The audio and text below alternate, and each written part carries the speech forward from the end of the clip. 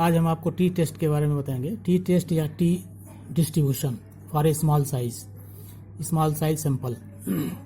T test क्या होता है?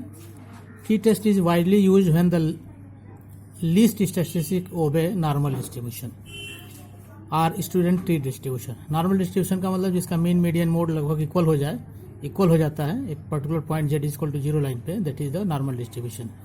तो जो डेटा हम कलेक्ट करते हैं उसका मीन और मीडियन निकालते हैं और मोड निकालते हैं, वो अगर नॉर्मली बिहेव करता है तो उसके लिए हम टी टेस्ट करते हैं। अब टी टेस्ट करते क्यों हैं? जो significant difference between the means of the two groups हमको टेस्ट करना होता है, ठीक है ना। तो T test is one of type of the logical statistics.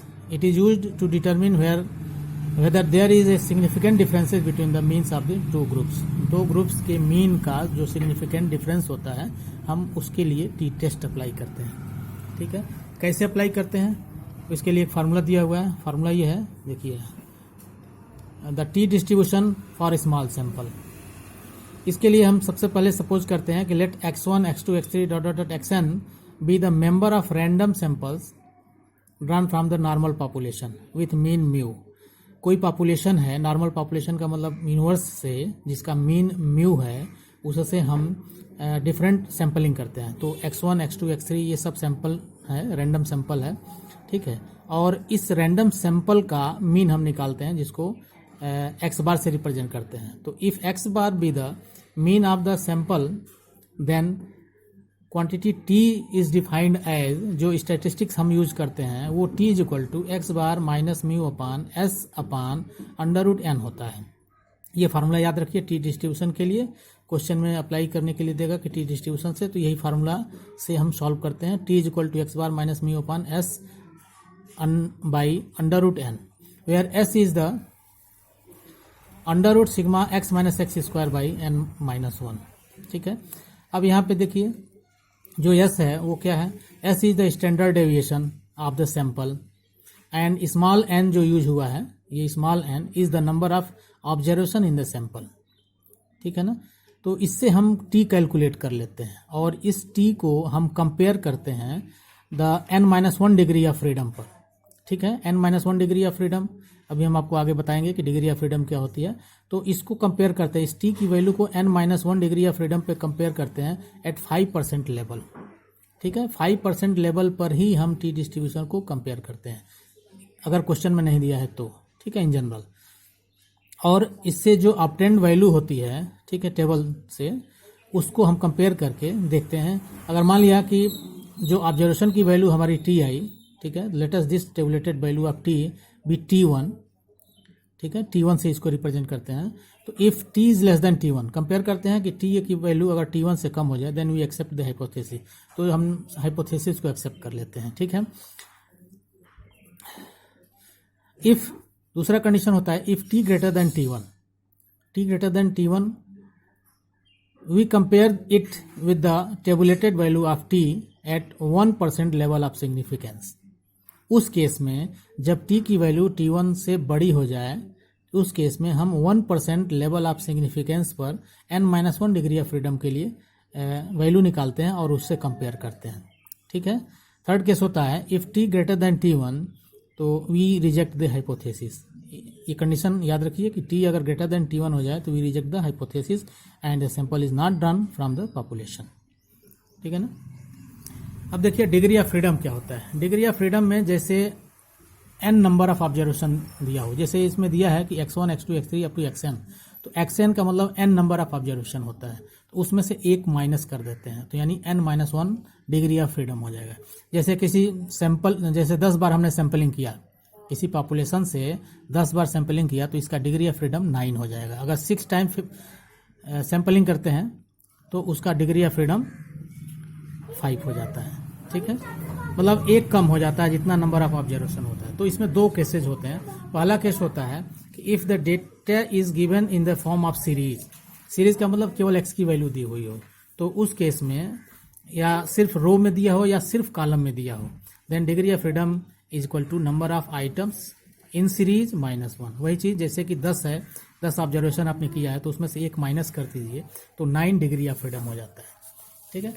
और सेकेंड केस होता है कि मान लिया इसको मैट्रिक्स फॉर्म में अगर डेटा को दिया हो, when the number of frequencies are put in the cell के फॉर्म हो, यानी मैट्रिक्स फॉर्म में दिया हो, ठीक है, तब डिग्री ऑफ फ्रीडम कैलकुलेट करते हैं रो -1 इंटू कॉलम -1, यानी रो में से कम करते हैं और कॉलम में से कम करके दोनों को मल्टीप्लाई कर देते हैं, ठीक है, where R is the number of rows and C is the number of columns, ठीक है ना। अब आइए ये क्वेश्चन इस पर हम करते हैं। क्वेश्चन ये दिया हुआ है कि if life time of the electric bulbs for a random sample of 10 from a large assignment give the following data. ये डेटा लिया गया उससे असाइनमेंट से, तो ये दिया हुआ आइटम है, आइटम का नंबर दिया 1 2 3 अप टू 10 तक नंबरिंग किया हुआ है, ठीक है। लाइफ इन आवर्स दिया हुआ है, 4.2 लाइफ है, 4.6 है, 3.9 है, 4.1, 5.2, 3.8, 3.9, 4.3, 4.4 एंड 5.6, ये लाइफ टाइम दिया हुआ है, ठीक है ना, इलेक्ट्रिक बल्ब की। Can we accept the hypothesis that the average life time of bulb is 4000 hour. ये हाइपोथेसिस है कि क्या बल्ब की एवरेज लाइफ 4000 आवर होगी, ठीक है ना। ये लाइफ टाइम के बारे में हमको देना है, हाइपोथेसिस करना है। तो इसके लिए देखिए सबसे पहले हम एज्यूम करते हैं कि नल हाइपोथेसिस H0। तो नल हाइपोथेसिस क्या होता है कि there is no significant difference in the sample mean and the population mean. जो सैंपल का मीन है और जो पॉपुलेशन का मीन है उसमें कोई सिग्निफिकेंट डिफरेंस नहीं है, ठीक है। That is mu equals to 4000 hours, ठीक है। अब आइए अल्टरनेटिव हाइपोथेसिस कंसीडर करते हैं। अल्टरनेटिव हाइपोथेसिस क्या हो गया कि जो आपने नल हाइपोथेसिस माना उसके अगेंस्ट ले लेते हैं। तो mu not equals to 4000 hours, ये मान लेते हैं कि म्यू 4000 आवर नहीं होगा, यानी इसकी लाइफ टाइम 4000 आवर्स नहीं होगी। इसको टू टेल्ड टेस्ट कहते हैं, टू टेल्ड टेस्ट, ठीक है, टू टेल्ड टेस्ट इसको कहते हैं, ठीक है। अब टेस्ट स्टैटिस्टिक्स क्या यूज करते हैं कि अंडर H0 यानी नल हाइपोथेसिस के अंडर में हम स्टैटिस्टिक्स को यूज करते हैं। फार्मूला है T equal to x bar minus mu upon S upon अंडर√n, ठीक है। हम सबसे पहले एक टेबल बनाते हैं जिसमें x की वैल्यू दी हुई है, लिख लेते हैं। x की वैल्यू है देखिए 4.2, 4.6, 3.9 एंड सो ऑन, ठीक है। अब इससे हम सिग्मा x निकाल लेते हैं। सिग्मा x का मतलब सबको ऐड कर देते हैं। ये फर्स्ट रो को पूरा ऐड कर दिया तो सिग्मा x मिल गया जो कि 44 हो गया, ठीक है।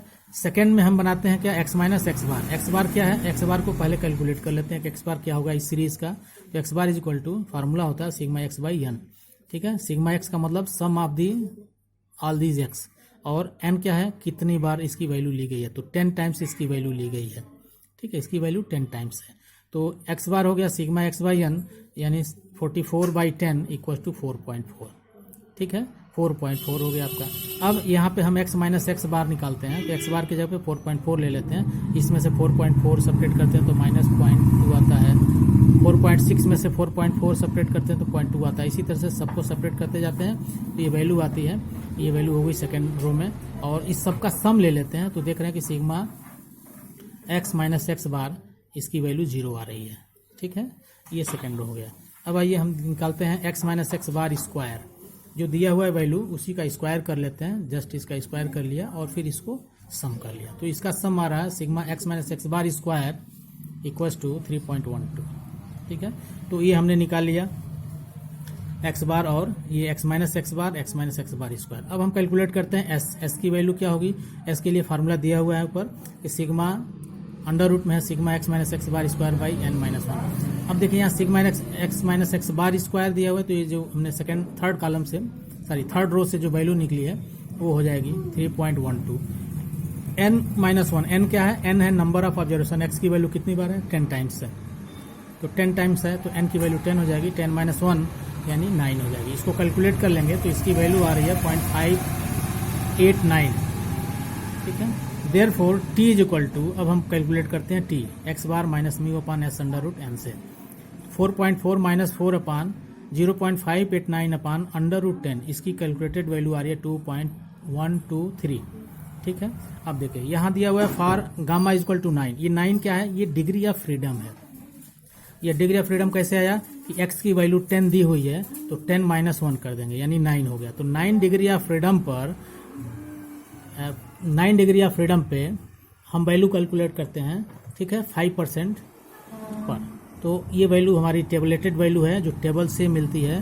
तो t एट 0.05 पर वैल्यू आ रही है 2.26, ठीक है। अब देख रहे हैं कि यह वैल्यू जो है गामा की वैल्यू 9 पर 2.26 आ रही है। अब यह 2.26 की वैल्यू को हम कंपेयर करते हैं अपनी वैल्यू से जो ऑब्जर्व्ड वैल्यू है, ठीक है। तो कंक्लूजन में लिखिए, कंक्लूजन होता है since the calculated value of t is less than the tabulated value of t at 5% level of significance, ठीक है।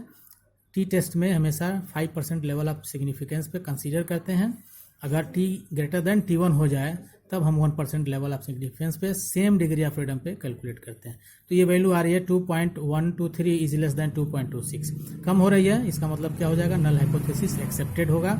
अगर यही वैल्यू बड़ी हो जाती तो रिजेक्टेड हो जाता है, ठीक है। That is the null hypothesis में is equal to 4000 hours is accepted, ठीक है। अब ये डिग्री ऑफ फ्रीडम कैसे कैलकुलेट करते हैं हम आपको बता रहे हैं। आपके बुक के लास्ट में एक टेबल दिया हुआ है, इस टेबल को ध्यान से देखिएगा। टेबल 2 है significant values TV alpha of T distribution, ठीक है। इसमें देखिए पहले कॉलम में डिग्री ऑफ फ्रीडम दिया हुआ है, वी की वैल्यू या गामा की वैल्यू दी हुई है 1 से लेकर के डिफरेंट वैल्यू दी हुई है 1 से लेकर के 30 तक, अप टू इन्फिनिटी तक दिया हुआ है। 30 तक यहाँ कैलकुलेटेड वैल्यू है, देखेंगे आप इसमें।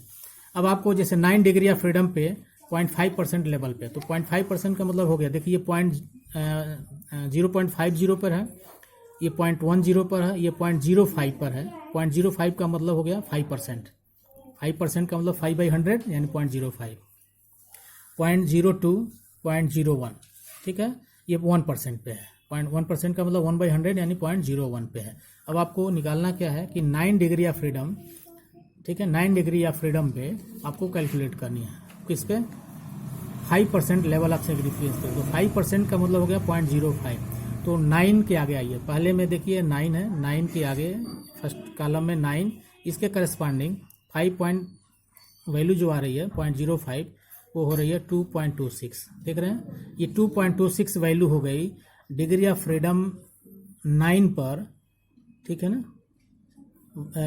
सिग्निफिकेंट की वैल्यू आ रही है 2.2, इसी वैल्यू को कंपेयर करते हैं। जैसे 4 डिग्री ऑफ फ्रीडम पे, जैसे मान लिया किसी में डेटा अगर 5 दिया हो तो उसका डिग्री ऑफ फ्रीडम 4 हो जाता है। तो उस केस में 4 डिग्री ऑफ फ्रीडम पर, यहाँ देखिए 4 डिग्री ऑफ फ्रीडम का मतलब हो गया 5 - 1 4 हो गया। 4 डिग्री ऑफ फ्रीडम पे आप देखेंगे कि 0.5% लेवल पे लेवल ऑफ सिग्निफिकेंस की वैल्यू ये आ रही है 2.78। तो इस तरह से वैल्यू को कैलकुलेट करते हैं। ये टेबुलेटेड वैल्यू है, आप इसको इससे दे करके कोई भी वैल्यू कैलकुलेट, इन क्वेश्चन में अगर दिया है तो ठीक है, नहीं दिया रहता है तो आप उससे कैलकुलेट कर लेते हैं।